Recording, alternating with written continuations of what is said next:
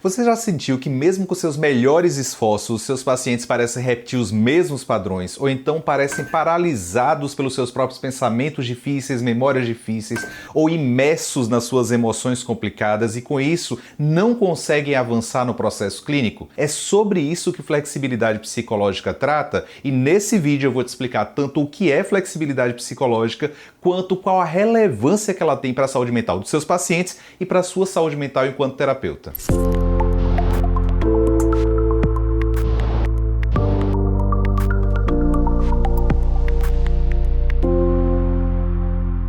Eu sou Thiago Ferreira e há mais de 20 anos eu produzo conhecimento, pesquiso e ensino sobre terapia de aceitação e compromisso, terapias contextuais em geral e sobre prática clínica no contexto da realidade brasileira. Nesse vídeo em especial nós vamos conversar sobre flexibilidade psicológica e deixa eu te dar um conceito abrangente sobre o que é isso. Trata-se de um conjunto de habilidades, então se alguém te pergunta o que é flexibilidade psicológica, é um conjunto de habilidades que podem ser ensinadas, podem ser aprendidas e dizem respeito a uma capacidade de acolher, tendo uma perspectiva reflexiva sobre os seus sentimentos e pensamentos difíceis, ao mesmo tempo que você se conecta com o momento presente, incluindo o seu self no momento presente, para agir de uma forma transformadora na vida que você deseja viver. Mas quando a gente fala do conceito dessa forma ampla, é importante que a gente possa distinguir 3 grandes pilares para que fique cada vez mais claro para você, inclusive claro quando você estiver observando isso na realidade do seu paciente. Então, quando falarmos de flexibilidade psicológica, nós vamos falar sobre abertura, presença e compromisso. São os 3 grandes pilares. Vamos um por um.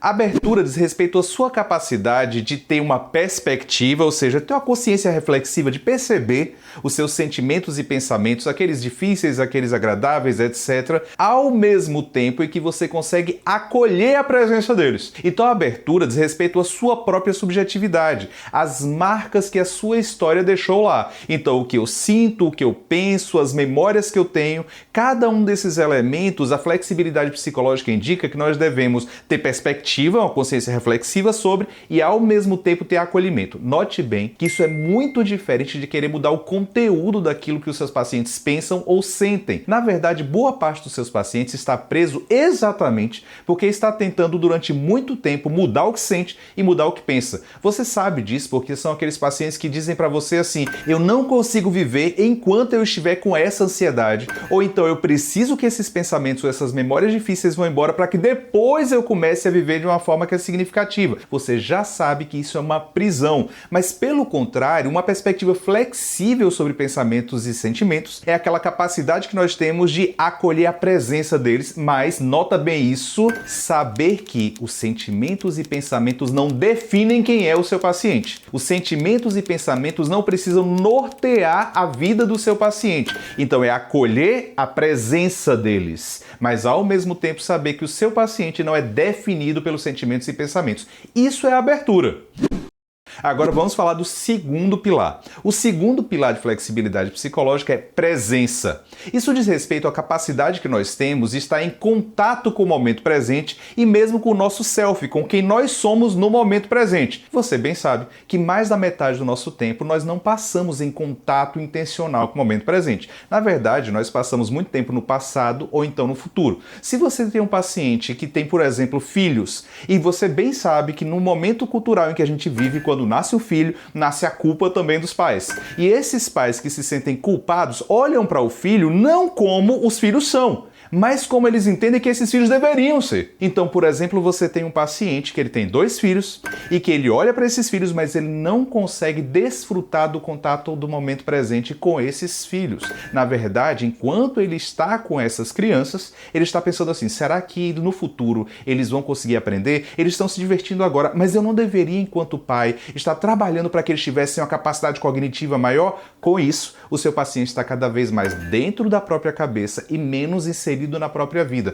Daí o título de um livro famoso sobre flexibilidade psicológica, que é Saia da sua mente e entre na sua vida. O seu foco de flexibilidade psicológica, então, não é impedir que o seu paciente projete o futuro ou então pense sobre o passado, mas pelo contrário, é estabelecer uma gentileza de perceber que agora eu não estou em contato com o que está disponível no momento presente e eu posso fazer um gentil retorno. Então veja, quando eu adquiro a capacidade de acolher meus sentimentos e pensamentos difíceis, eu posso notar o que está disponível no meu entorno, as pessoas relevantes no meu entorno. Você sabe que aqueles pacientes, por exemplo, que não conseguem se envolver em novos relacionamentos porque ruminam o que aconteceu, eles estão mais no passado do que no presente. Seu foco aqui é ajudar eles a se perceberem, ou seja, um selfie no momento presente, um selfie que se observa, um selfie que observa o próprio contexto. A ideia que está por trás disso é, eu consigo notar que eu estou pensando. E eu sou diferente dos meus pensamentos. Eu sou diferente dos meus sentimentos. E quando faço isso, eu posso notar as pessoas relevantes que aqui estão e me conectar com elas. Só que eu te falei que são 3 pilares: abertura, presença e compromisso. Quando a gente fala sobre compromisso, a gente fala sobre como agir de forma transformadora sobre a vida. Para isso, você precisa saber, no mínimo, o que é importante para você, ter clareza sobre os seus valores e depois assumir um compromisso com eles. Mas deixa eu te falar alguma coisa logo. Valores não são objetivos de vida. O seu paciente pode ter um objetivo, por exemplo, de se casar um dia, de ter uma melhoria no emprego, de conseguir terminar um curso universitário, coisa parecida. Esses são objetivos. Valores são qualidades do jeito do seu paciente viver. Isso quer dizer que o seu foco enquanto terapeuta, pelo menos em flexibilidade psicológica, não é onde o seu paciente vai chegar, mas em quem ele se torna enquanto caminha para chegar nesse lugar. Ou seja, o seu foco é naquilo que está à sua disposição enquanto terapeuta, que é a sua relação de transformação com quem o seu paciente está se tornando. Com isso, um peso sai dos seus ombros, porque você sabe que não é sua responsabilidade, por exemplo, que esse paciente ele consiga aquele emprego, ou ele consiga se casar. A sua responsabilidade, o seu escopo enquanto psicólogo que trabalha flexibilidade psicológica, é em ajudar o seu paciente a se perceber como estando mais próximo ou mais distante daquela pessoa que ele deseja se tornar. Note que esses 3 pilares, abertura, presença e compromisso, eles se entrelaçam. Por isso nós chamamos esse conjunto de habilidades de flexibilidade psicológica. E agora um bônus para você. Você deve estar pensando assim: tá mais ou menos claro para mim o que é flexibilidade psicológica, mas como é que eu faço para ajudar essa pessoa a mobilizar isso? Esse é o ponto em que nós inserimos as narrativas funcionais. Porque narrativas funcionais são uma estratégia, um método de intervenção em que nós ajudamos o seu paciente e que você mesmo, enquanto terapeuta, deve utilizar com você a contar a história dos sentimentos, pensamentos e comportamentos difíceis, a assumir uma perspectiva de narrador sobre elas. Mas, Tiago, por que funcionais? Narrativas funcionais? Porque o foco aqui é em narrar a história dos sentimentos, pensamentos e comportamentos difíceis do seu paciente com uma ênfase na função, no papel que eles tiveram na vida do seu paciente. A pergunta-chave aqui é: por que a sua mente precisou aprender a te contar essa história? Por que o seu corpo precisou aprender a sentir-se e a produzir essas sensações?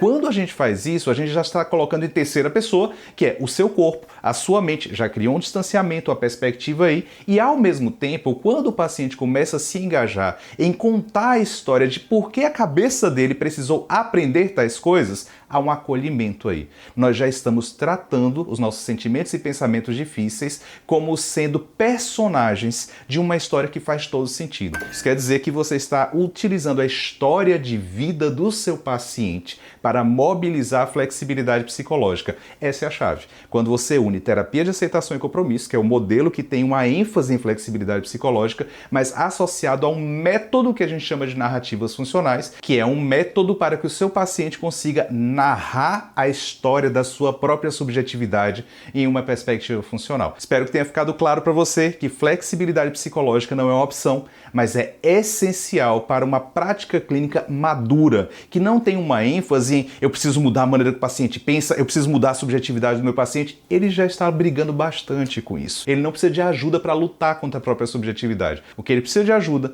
é para que, uma vez que ele acolha a presença da sua própria subjetividade, que ele consiga ter mais clareza sobre qual a vida que ele quer viver e, olhando para trás na sua história, ele consiga agora se projetar no presente como sendo aquele que produz uma forma transformadora de agir sobre a vida. O nome disso, flexibilidade psicológica através das narrativas funcionais. Isso fez sentido para você? Flexibilidade psicológica fez sentido para você? Então já se inscreve aqui no canal, já curte esse vídeo para que eu possa estar enviando cada vez mais conteúdos desse tipo para você. Aqui nesse canal é sobre isso que a gente fala e você é muito bem-vindo, muito bem-vinda por aqui.